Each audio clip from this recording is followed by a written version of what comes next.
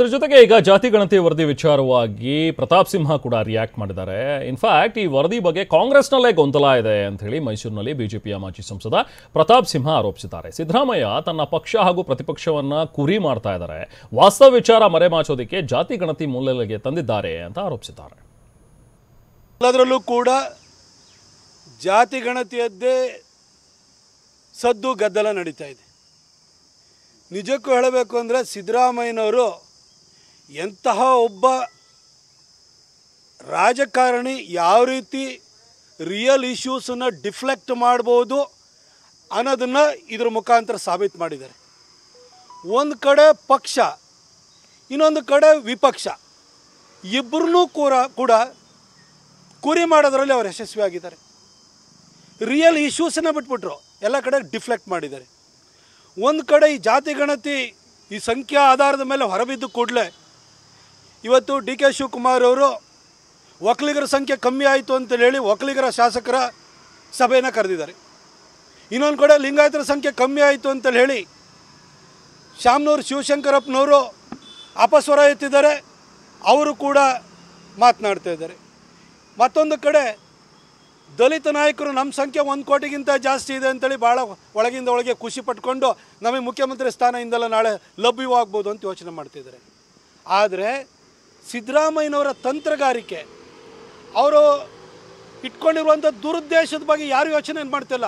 ನಮ್ಮ ಜಾತಿಗಳ ಸಂಖ್ಯೆ ಕಮ್ಮಿ ಆಯಿತು ಅಂತ ಹೇಳಿ ಎಲ್ಲ ಯೋಚನೆಯನ್ನು ಮಾಡ್ತಿದ್ದಾರೆ. ಆದರೆ ಇನ್ನು ಬಿಜೆಪಿ ರಾಜ್ಯಾಧ್ಯಕ್ಷರಾಗಿರುವಂತಹ ಬಿ.ವೈ. ವಿಜೇಂದ್ರ ಕೂಡ ಇದ್ರ ಬಗ್ಗೆ ಮಾತನಾಡಿದ್ದಾರೆ. ಏನು ಹೇಳಿದ್ದಾರೆ ಬನ್ನಿ ನೋಡೋಣ. ನಮ್ಮ ರಾಜ್ಯದಲ್ಲೂ ಕೂಡ ತಾವು ನೋಡಿದ್ದೀರಿ, ಹಿಂದೆ ಸಿದ್ದರಾಮಯ್ಯನವರು ಮುಖ್ಯಮಂತ್ರಿಗಳು ಇದ್ದಾಗ ಅವರ ಹಿಂದಿನ ಅವಧಿಯಲ್ಲಿ ವೀರಶೈವ ಲಿಂಗಾಯತ ಪ್ರತ್ಯೇಕ ಧರ್ಮ ಅಂಥೇಳಿ ಬೆಂಕಿ ಎತ್ತಕ್ಕಂಥ ಕೆಲಸ ಇದೇ ರಾಜ್ಯದ ಮುಖ್ಯಮಂತ್ರಿ ಸಿದ್ದರಾಮಯ್ಯನವರು ಮಾಡಿದರು, ಅದರಲ್ಲಿ ವಿಫಲರು ಕೂಡ ಆದರು. ಈಗ ಜಾತಿ ಜನಗಣತಿ ಅಂತ ಹೇಳ್ಕೊಂಡು ಸರ್ಕಾರಕ್ಕೆ ಅವಕಾಶನೇ ಇಲ್ಲ, ರಾಜ್ಯ ಸರ್ಕಾರಕ್ಕೆ ಅವಕಾಶನೇ ಇಲ್ಲ. ನಮ್ಮ ರಾಜ್ಯದಲ್ಲೂ ಇನ್ನು ಡಾಕ್ಟರ್ ಅಂಬೇಡ್ಕರ್ ಪ್ರಶಸ್ತಿ ವಿಚಾರದಲ್ಲೂ ಕೂಡ ಸರ್ಕಾರ ಗೊಂದಲ ಸೃಷ್ಟಿಸ್ತಾ ಇದೆ ಅನ್ನುವಂಥ ಒಂದು ಮಾತುಗಳನ್ನು ಹುಬ್ಬಳ್ಳಿಯಲ್ಲಿ ಛಲವಾದಿ ನಾರಾಯಣ ಸ್ವಾಮಿ ಆರೋಪ ಮಾಡಿದ್ದಾರೆ. ಅಂಬೇಡ್ಕರ್ ಪ್ರಶಸ್ತಿ ವಿಚಾರದಲ್ಲೂ ಕೂಡ ಸರ್ಕಾರ ವಿನಾಕಾರಣ ಗೊಂದಲ ಸೃಷ್ಟಿಸ್ತಾ ಇದೆ. ಪರಿಶಿಷ್ಟ ಜಾತಿಯಲ್ಲೇ ಎಡ ಬಲ ಅಂತ ಹೇಳಿ ಗೊಂದಲ ಉಂಟು ಮಾಡ್ತಾ ಇದೆ. ಮುಸ್ಲಿಂ ಸಮುದಾಯದಲ್ಲೂ ಕೂಡ ಅನೇಕ ಉಪಪಂಗಡಗಳಿವೆ. ಮುಸ್ಲಿಮರ ಸಂಖ್ಯೆ ಹೆಚ್ಚು ಅಂತ ಹೇಗೆ ಬಿಂಬಿಸಿದ್ರಿ? ಹಾಗಾದ್ರೆ ಇಷ್ಟು ದಿನ ಅಲ್ಪಸಂಖ್ಯಾತರಿದ್ದವರು ಈಗ ಬಹುಸಂಖ್ಯಾತರಾಗ್ಬಿಟ್ಟಿದ್ದಾರೆ. ಹಾಗಾದ್ರೆ ಅಲ್ಪಸಂಖ್ಯಾತ ಸೌಲಭ್ಯ ಕಲ್ಪಿಸ್ತಾ ಇರೋದೇಕೆ? ಹಾಗಾದ್ರೆ ಅವರಿಗೆ ಮುಸ್ಲಿಮರಿಗೆ ಉಪಯೋಗಕ್ಕೆ ಬರೋದಿಲ್ಲ, ಮುಸ್ಲಿಮರನ್ನ ಹೆಚ್ಚು ತೋರಿಸಿ ಕೆಂಗಣಿಗೆ ಗುರಿ ಮಾಡಿದ್ದೀರಿ ಅಂತ ಹೇಳಿ ಆರೋಪವನ್ನ ಛಲವಾದಿ ನಾರಾಯಣ ಸ್ವಾಮಿ ಮಾಡಿದ್ದಾರೆ. ಮುಸ್ಲಿಂ ಸಮುದಾಯದಲ್ಲೂ ಕೂಡ ಅನೇಕ ಜಾತಿಗಳಿವೆ. ಒಬ್ಬರಲ್ಲಿ ಒಬ್ಬರು ಈವನ್ ಮದುವೆ ಕೂಡ ಮಾಡ್ಕೊಳ್ಳಲ್ಲ ಅವರು. ಹಿಂಗಿದ್ರು ಕೂಡ ಮುಸ್ಲಿಮರನ್ನ ಒಂದೇ ಮಾಡಿ ಈಗ ಇಡೀ ರಾಜ್ಯದಲ್ಲಿ ಮುಸ್ಲಿಂ ನಂಬರ್ 1 ಅಂತ ಮಾಡಿದ್ದೀರಿ. ಓಕೆ, ಬಹಳ ಸಂತೋಷ.